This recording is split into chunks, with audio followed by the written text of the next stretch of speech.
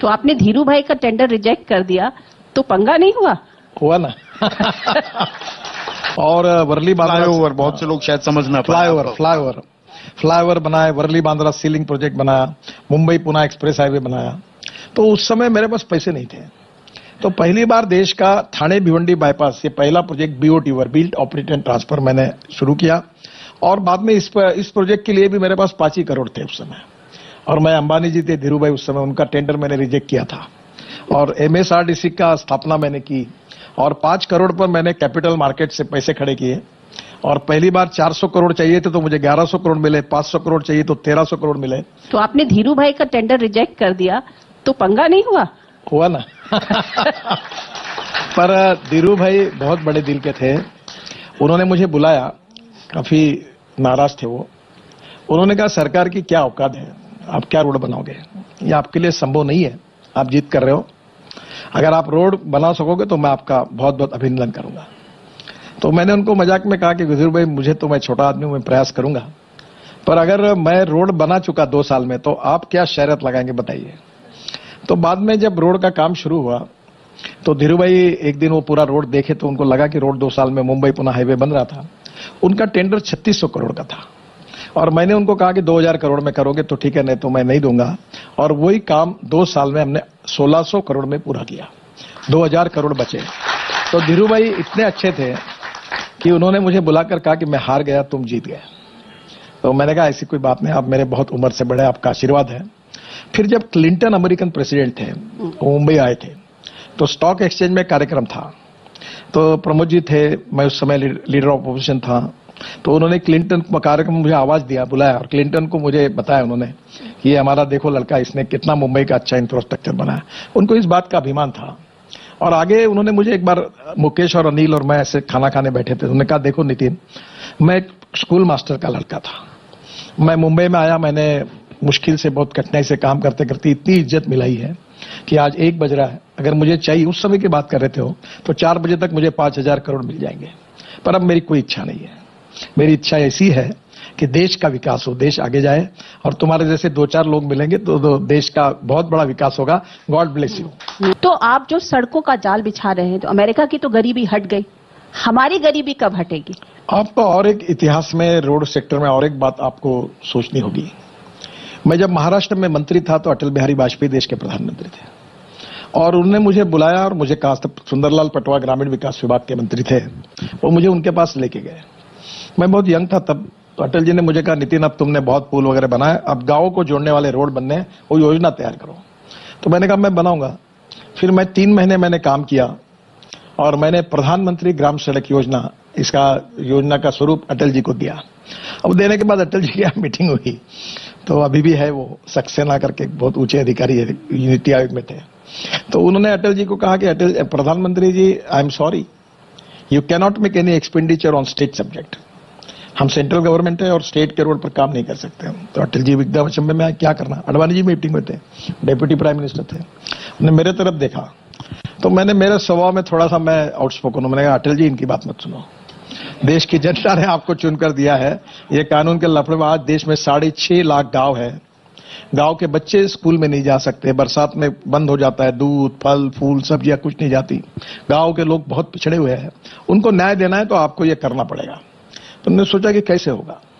फिर उसके बाद मीटिंग खत्म हो गई, फिर मुझे लगा कि अब शायद ये नहीं होगा। फिर मुझे बुलाया, फिर अटल जी ने मुझे बुलाकर कहा, एकदम आवाज चढ़ाकर कहा, ये होता क्यों नहीं है। तो मैंने हंसते हुए कहा, इसका जवाब मैं कैसे दूं, इसका तो जवाब देश के प्रधानमंत्री ने देना चाहिए कि रोड पे जाने के लिए 10 रुपए लगते हैं, तो रेलवे से 6 रुपए लगते हैं, तो पानी से 1 रुपया लगता है। तो first priority to waterways, second priority to railway, third priority to road and fourth priority to aviation. और 38 किलोमीटर पर डे का आपका टारगेट है, ऐसा कुछ? नहीं, अभी तो पहले 40 किलोमीटर पर डे हमारा पिछले साल का टारगेट था, इस साल थोड़ा कम हुआ है। तो टारगेट तो हर समय बड़ा ही रहता है। तो मेरा तो टारगेट है, पर कभी कभी आप लोग क्या करते हैं, टारगेट पूरा नहीं हुआ करके फिर नेगेटिव लिखते हैं, इसलिए मैं डरता हूं। नहीं, थोड़ा नेगेटिव वो तो हम करेंगे। देखिए, अब छौंक लगने की भी थोड़ी बारी है। जो आपने बताया 91,000 किलोमीटर सड़क बनी थी 2014 तक, नेशनल हाईवेज की अगर बात की जाए, और सही फिगर आपने कोट की, 1,47,000 किलोमीटर आपने सड़क बना दी, लगभग 55,000 किलोमीटर सड़क आपने बनाई है। और आपने कहा 85% अब जो हमारा ट्रांसपोर्टेशन है वो रोड पे आ जाएगा। पर मैं आम आदमी से जुड़ा अब आपसे सवाल पूछना चाहूंगा। गडकरी जी, आप दबंग हैं। 2015 में मैंने एक बार इंटरव्यू किया था, तब पेट्रोल की कीमतें यकायक गिरी थी और आपने कहा था कि नहीं, आम आदमी के लिए पेट्रोल डीजल अभी सस्ता नहीं होगा। मैंने प्रधानमंत्री से कहा है अभी पैसे की जरूरत है कि सड़कें बनानी है। ये 2015 की बात मैं कोट कर रहा हूं।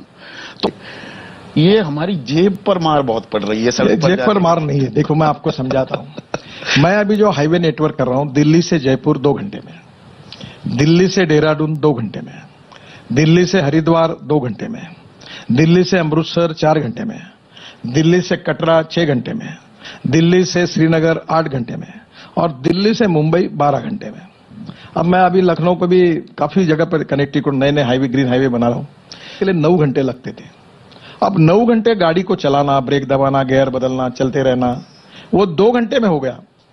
और 2 घंटे में होने के कारण कम से कम फ्यूल पर ही उनकी इतनी बचत हो गई कि टोल का पैसा उसमें निकल जाता है, उल्टा समय बचता है प्रॉफिट में।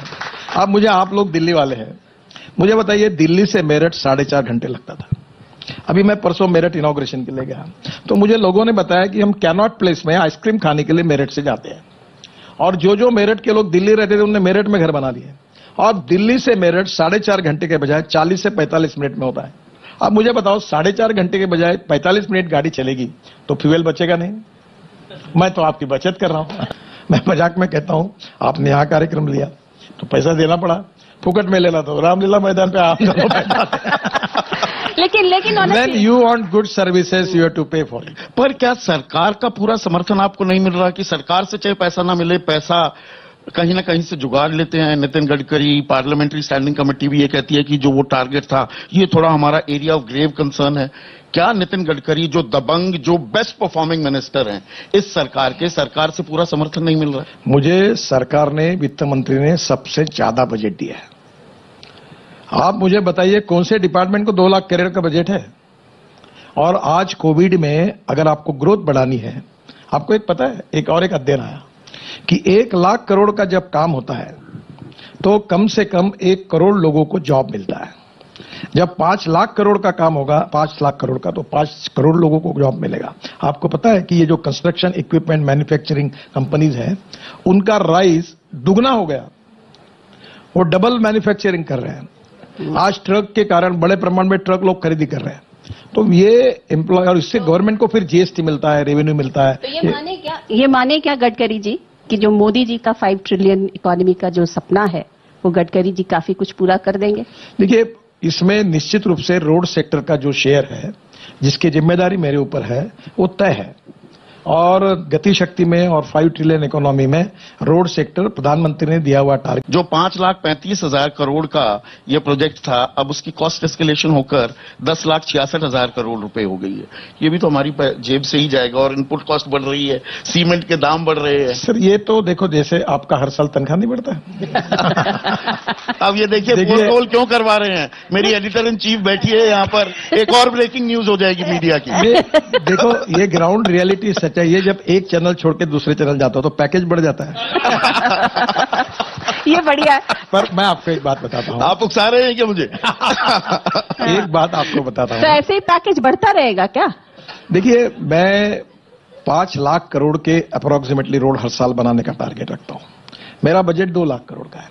3 लाख करोड़ मैं पब्लिक से खड़े करता हूँ। अब आज अनायास योगायोग से अमेरिका के पूर्व एम्बेसडर जो देश के थे, वो एक कैनेडियन पेंशन फंड को मेरे घर पर आए थे।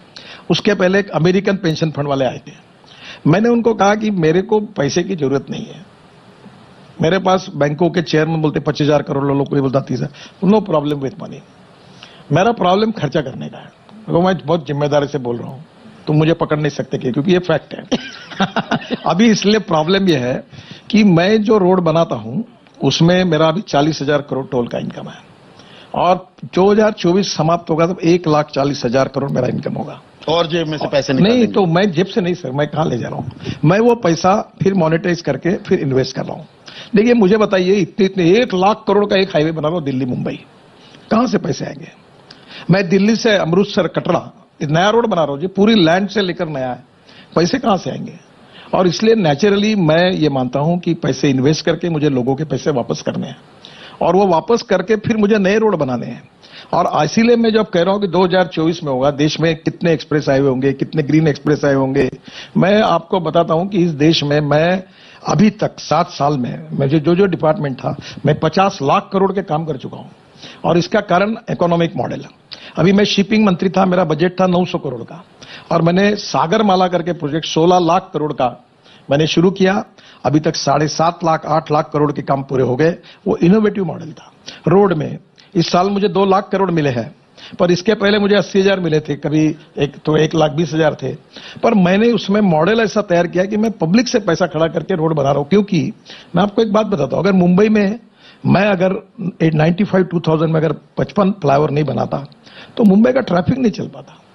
वर्ली बांद्रा सीलिंग नहीं बनाता तो क्या हाल? पूना से मुंबई 9 घंटा लगता था, कितने एक्सीडेंट होते थे। मजबूरी यह है कि केवल सरकार की रिसोर्सेज से काम नहीं हो सकते।